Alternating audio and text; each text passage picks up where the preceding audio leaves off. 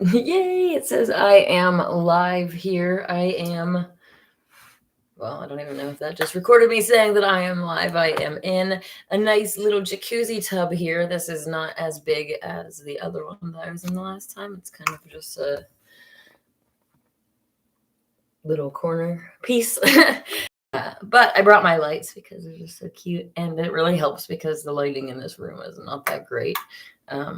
So I had a nice little ambiance with the little candles in the bathtub.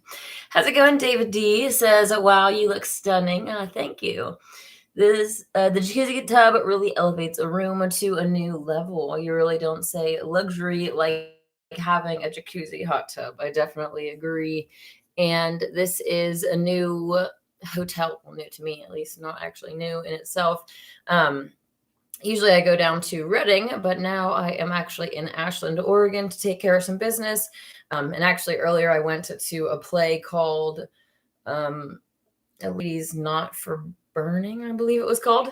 It is set in medieval times, and it is about a witch, well, an alleged witch, and it's a cute little comedy love story. So that was really fun. And that was at the Southern Oregon University, I believe they did that. So it's really interesting to go to these different plays and observe the biological features of different actors and actresses. It's like not just in Hollywood, it's really absolutely bizarre. Like, I don't want to get into too many details, but the guys like in the show, some of them were wearing like legging type pants, and those cute angles did not look masculine. They looked like a really scrawny girly legs, and it was just really weird. So anyways, David says, new hotel in Ashland. Nice. Did you feel attacked with the anti-witch play? Actually, I went there because of that, the draw. It's really fascinating to, I mean, obviously I don't really believe the history that we're taught, but actually in high school, I did a project for my history class on the Salem witch trials. And it's just interesting. I mean, the way that I personally believe things happen is that these women who know how to heal, with various herbs and stones and natural things, obviously needed to be gotten out of the way so that the current religious system, the current medical system could be set up. Like, you don't go to your town witch doctor anymore. Now you're going to, well, a different type of witch doctor, big pharma witch doctor who prescribes various, usually chemically created concoctions of black magic that will help to mask your symptoms while not actually dealing with the underlying issue that is afflicting you. So they're not actually healing people, right? They're just taught to do these, put a band-aid on it and just keep coming back your whole life for whatever medicines that you have. So David says that we are surrounded by inverts. Yes, and you look healthy. Oh, thank you. I actually wanted to show my new cups. I was at Walmart and they had these. You can kind of see that it has a moon on it. I should just show you really quick because it's so cute. I love tea mugs. In case you haven't noticed.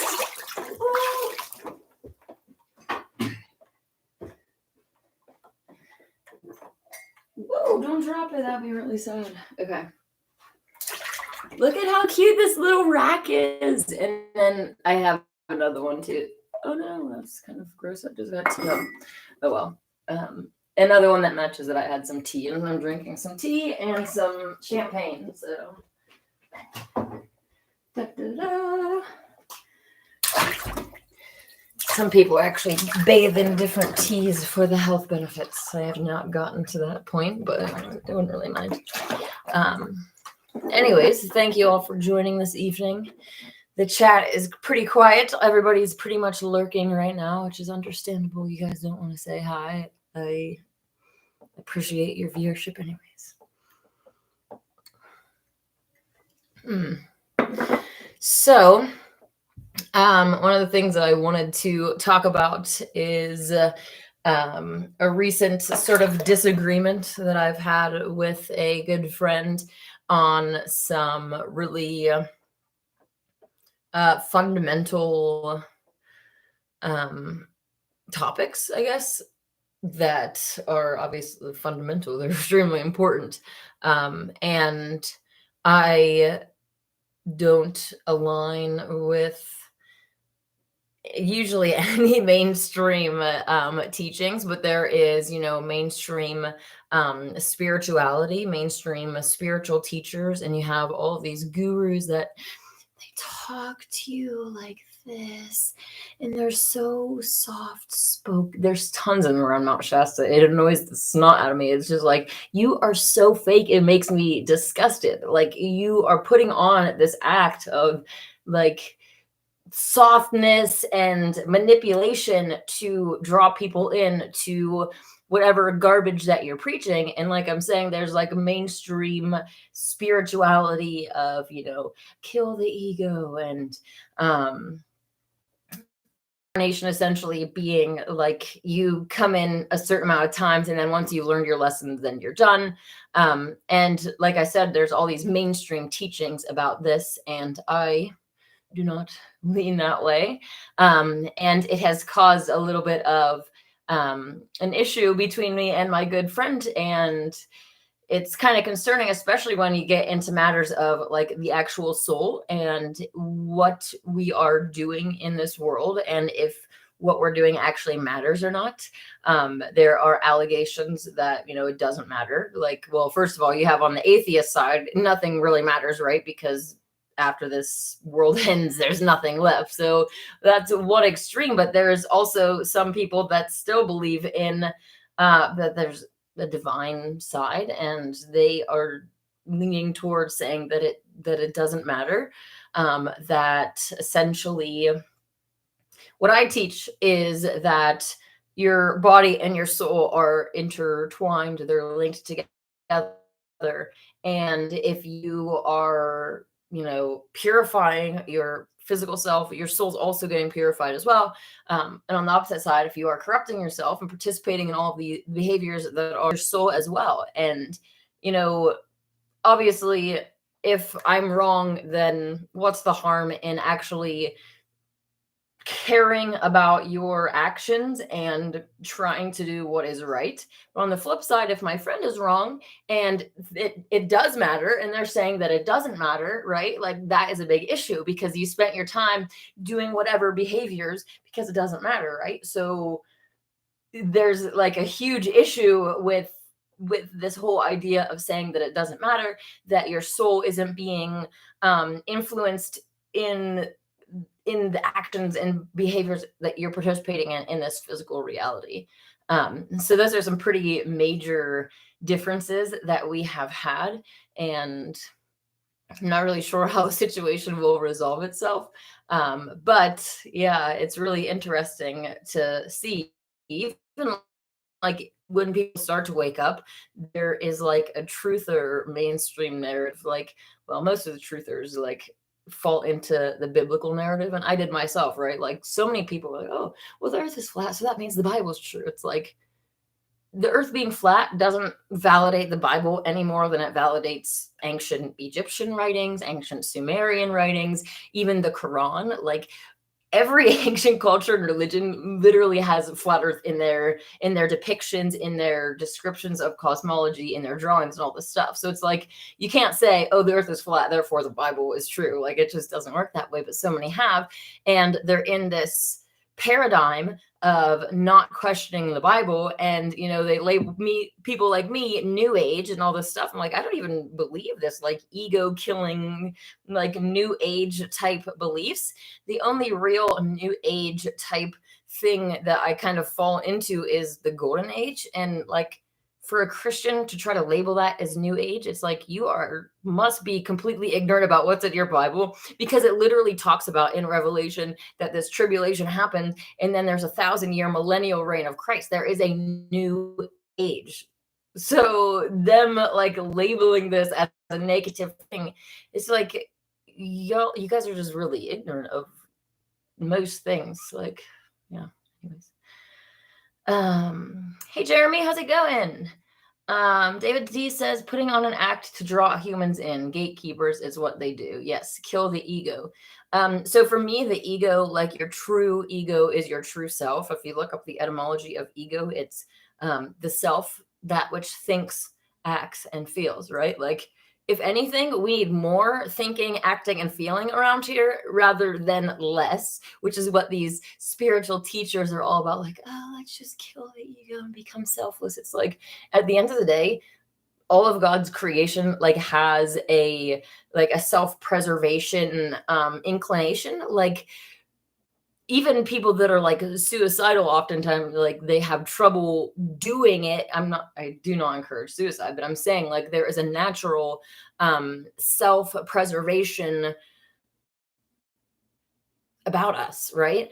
And the whole killing the ego thing just totally goes against that, in my opinion. And I think that if people actually took pride in who they are, in themselves, then they wouldn't be acting like clowns. So the whole kill the ego thing, it goes completely against everything that I teach. Like, I think that you should find out who you are and why you came to this earth and be really confident in that, rather than this fake humility from these fake spiritual gurus who go around talking like this and they just kiss everybody's bums because they just, that's what they're as people pleasers, right? They just want to have as big of a cult as they can have, and the truth doesn't matter in that situation. So yes. Hey Matthew, how's it going? If anything matters, everything matters. Am I not coming through clear? Hopefully it's not having cutting out issues with the internet.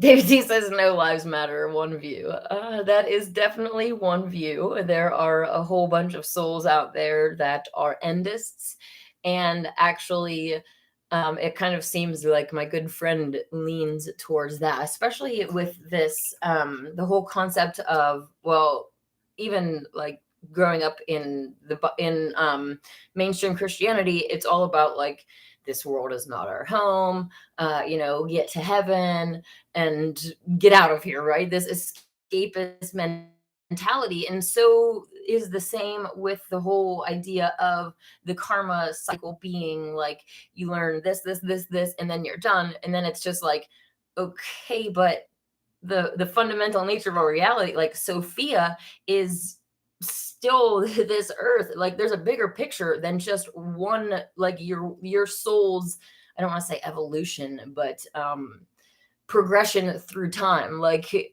there's a bigger picture about this, and a reason why Sophia is this physical realm. And also the fact that before she existed, they're in the cosmic ocean of worms. We won't get into details about that.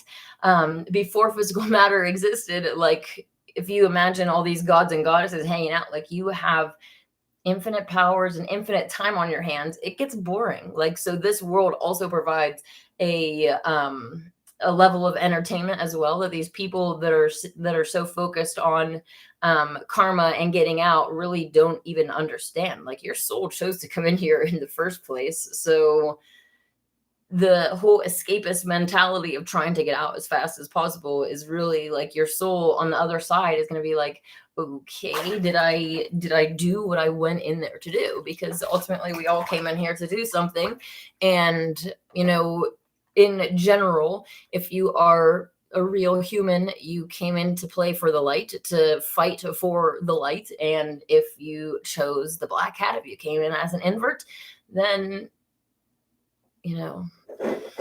well, they would probably try to make an excuse of saying that they're like providing the dark wisdom. They have this like a twisted religious outlook of, oh, they worship the mother by bringing her this dark wisdom, that like she's seeking wisdom. And if we only have the humans, right?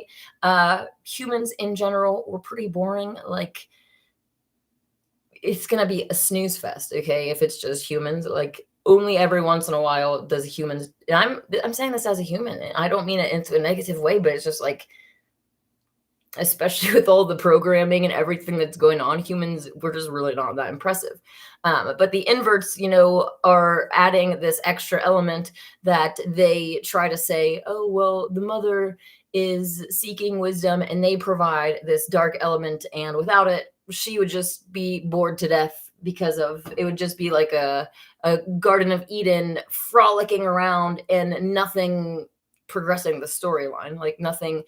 A lot of them try to say the humans aren't even interesting until we get broken, and then once we're broken and essentially start letting the demons in, right? Like, especially if you invert yourself, that's when they're like that. Then they prize these humans because, like, the more control you give to demons, the less human that you are. Then they're like, oh yeah, you're the best ever. Like, it's just they're very anti-human. So hey, Chris, how's it going? Hi, Queen. Hope you're enjoying your start of the weekend. I am looking as lovely as always. Thank you. I appreciate that.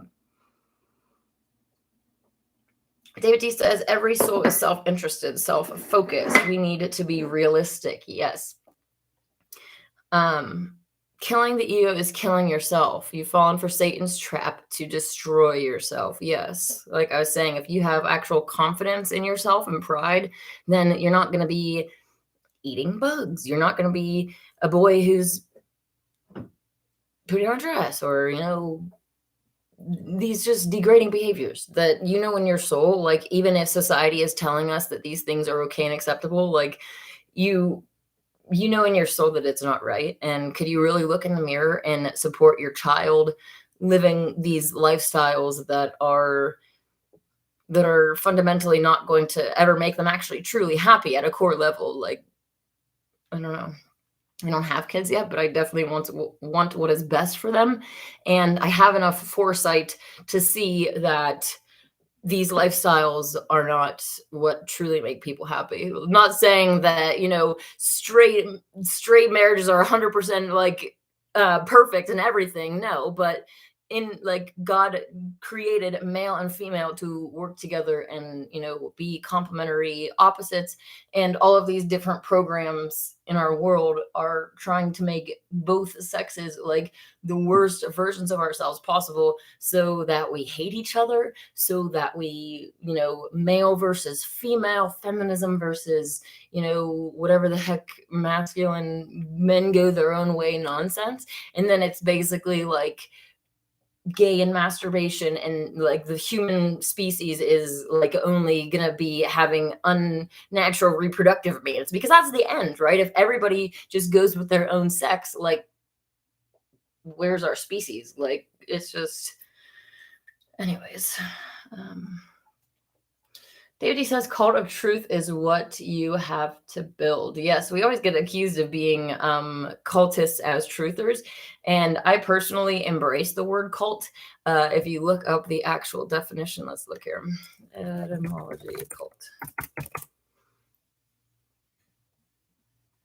A particular form or system of worship, but they also have, if you just define cult, it says